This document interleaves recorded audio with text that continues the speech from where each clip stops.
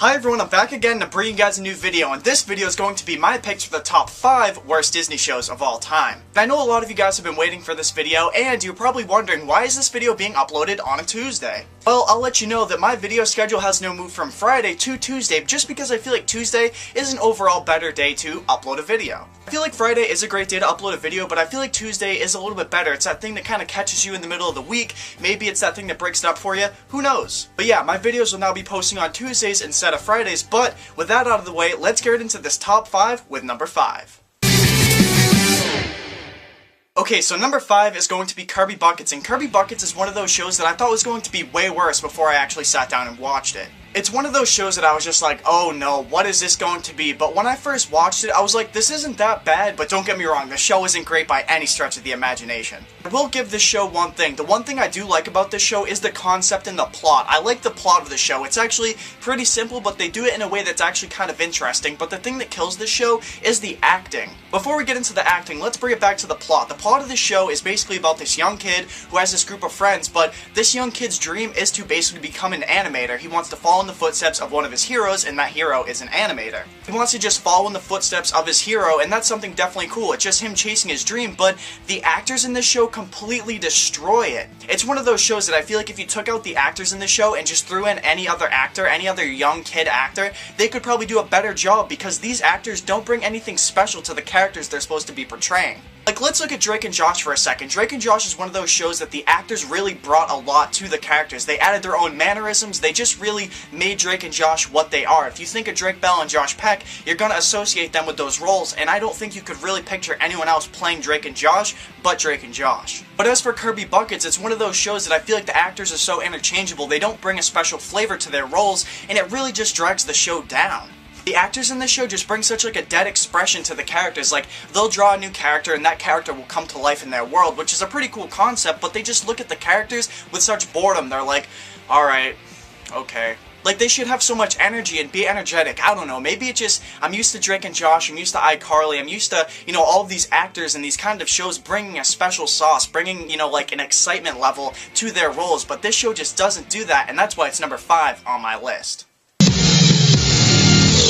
Okay, so Lab Rats is going to be number 4 on my top 5 list, and similar to Kirby Buckets, this is one of those shows that has a really interesting plot and concept, but it's just destroyed by the actors. Like, what are they doing? The actors in the show completely weigh it down, and the concept is so cool. It's like, you basically have this young kid, right, and his parents get a divorce, and then the mom remarries this guy who has a lot of money, and basically this kid finds out that his siblings have superpowers. Like, that sounds so awesome. But they casted these actors in this show that just completely weigh it down. This is one of those shows where it's just so off. Something in the show feels so off to me, and there's a few things that really kind of lead me to that conclusion, and one of those things really is the actors. Like, the actors just seem like they don't care whatsoever. So basically, a character will come on screen and they'll say a joke to another actor, and basically that actor that's supposed to follow up with the joke and kind of like bounce off it doesn't care. Like, they just kind of have the joke thrown out there and they're supposed to play with it, and they're just like, we're gonna string you out to dry right here. They don't reciprocate the joke whatsoever, they just leave it out, and maybe the actors in this show are kind of like reacting to the jokes in the way that we are. They're not funny. There's so many things that really throw me off with this show. The plot and the concept is so awesome, but the actors destroy it, and also, this is another one of those shows with a laugh track. There are a lot of shows on TV with laugh tracks, and the thing that really, you know, separates this show from those shows are that the fact that those shows really know how to insert the laugh track correctly, whereas this show, Lab Rats, I feel like just throws it around at any time. There'll be a joke thrown out there, right? And I'm not even just saying that in a way like, oh, the joke was poorly written or it fell flat or it wasn't funny, but they'll just say something that's not even supposed to be a joke, and the laugh track just goes off. It's like, what? The actors really destroy the roles. It's like, did they even cast people correctly? Did they just have a bunch of people walk into a room and the first people in the line got the roles? They were like, oh, what character do you want to be? Oh, you want to be this guy? You want to be this girl? Well, basically, you got the role. Great job. It just seems like they didn't try with the casting. The laugh track is just thrown in there randomly. It's just so embarrassingly hard to watch. Like, I don't know how the show is still going on. It's been going on for, I think, like 5 or 6 seasons. It's crazy. But yeah, that's why Lab Rats is number 4 on my top 5 list. This show is so unbearable to watch. The laugh track just is randomly thrown about. The actors are dead in the face. I cannot stand it. But what's number 3? Let's check it out.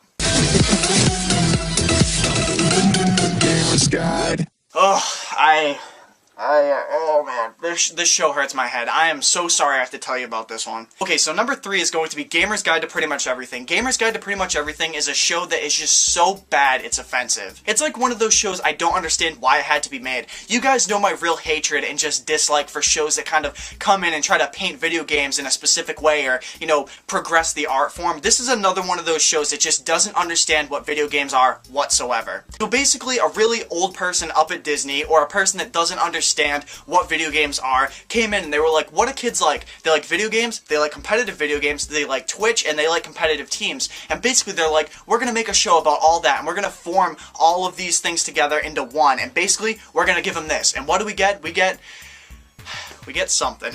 So basically this show is about this kid who's a really popular esports player. He rose to fame so quick, but he got knocked down back to a normal kid level. I guess you could say just as fast. He's a kid back in high school again, and he has to kind of adapt back to a normal lifestyle without being super famous anymore. What a concept, right? So great. But basically, this show is so hard to watch just because it doesn't understand what games are whatsoever. It's just so disrespectful to the developers, the fans, just the whole culture, the whole scene. It's just so hard to watch, man. I can't describe it. I don't want like any of you guys to watch the shows on this list, and I don't want to recommend any of these because this is a top 5 worst list, but if you just want to see how bad this show is, give it a try. It's something. From the actors, the concept, and just the disrespect and, you know, view it puts on video games, if a person didn't know what video games necessarily were, they didn't know what esports were, they didn't know, you know, the whole culture and the whole scene of what, you know, esports and competitive games and just video games are, if they watched this show, they could walk away from this with just the most twisted mindset and just viewpoint of games. Like, they would look at this and be like, oh my gosh, like, video games are so childish. Like,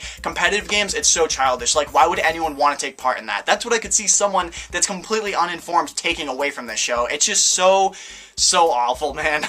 Video games haven't been around that long, but they've been around long enough for games to come out and kind of set the bar at certain places. And it's just like movies, music, books, art in general, TV can be thrown in there. Just all of those things have been around for so long to really prove themselves and just be respected art forms. Video games haven't gotten to that point yet, but they're getting there. They're getting there very slowly with games that are coming out to really progress the whole art form as a whole and just the entire culture. But this is one of those shows that just sets it back so far if someone didn't know what video games were. Like, they would just get this completely twisted mindset of games and be like, I don't want anything to do with that culture, those people, those games. It's not for me. It's just really awful to see one of my favorite art forms and one of my favorite forms of entertainment portrayed in this kind of way. It's like video games aren't back here, they're all the way over here, and it's just like there have been so many games that have come along to really progress, you know, the art form and just ways people think. It's just like, I hope games get to a point really soon where shows like this don't have to exist anymore, because it's so hard to watch games be just kind of thrown down and kicked like this. So yeah, that's why the Gamer's Guide to Pretty Much Everything is number 3 on my list. What's number 2? Check it out.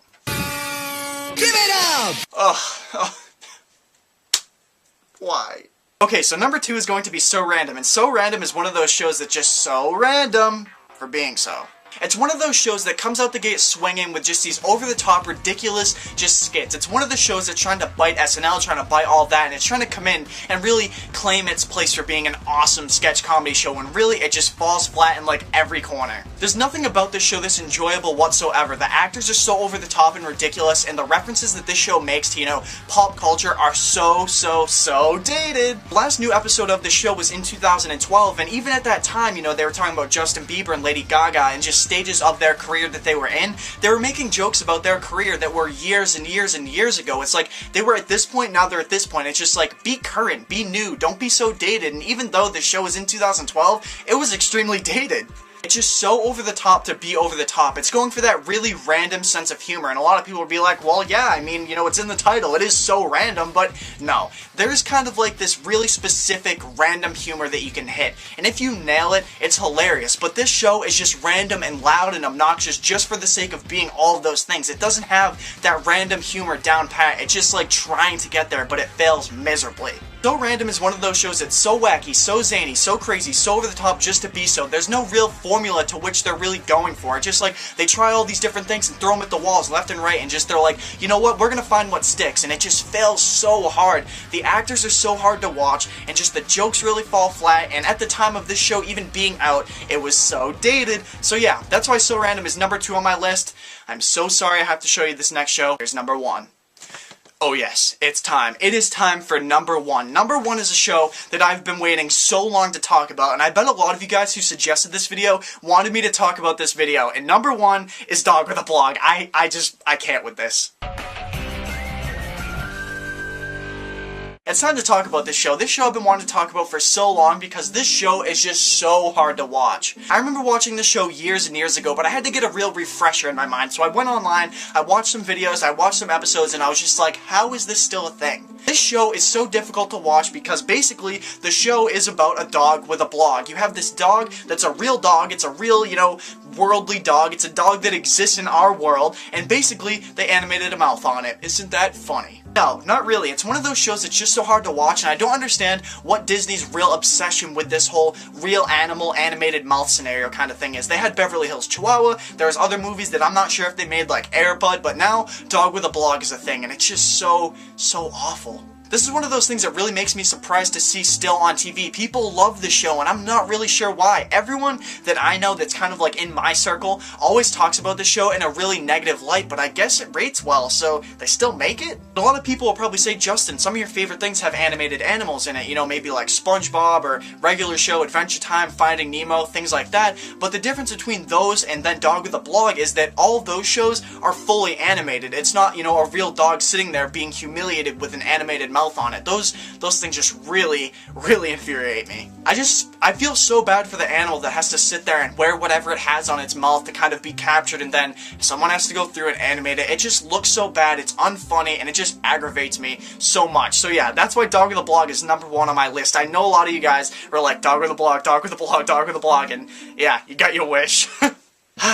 And with that brings us to the end of another video, and if you didn't get your fill of this channel with just this video, check out these videos right here to be taken to them. I've done other top 5 worst videos, I've done, top 10 best videos, I did a hot pepper challenge video reviewing Jack and Daxter. I have all kinds of stuff here on this channel, so if you want to check them out, check out my channel or click these videos right here. And check the description down below to find out ways in which you can connect with me on the social media websites displayed on screen. It's been a week, I'll see you guys in a week. I love you all, I really appreciate the support you guys give me here on this channel. It's crazy, it's something really unprecedented. I didn't expect all of the love for these new videos, and yeah, I'll see you guys next week. I love you. See you then. Bye, guys.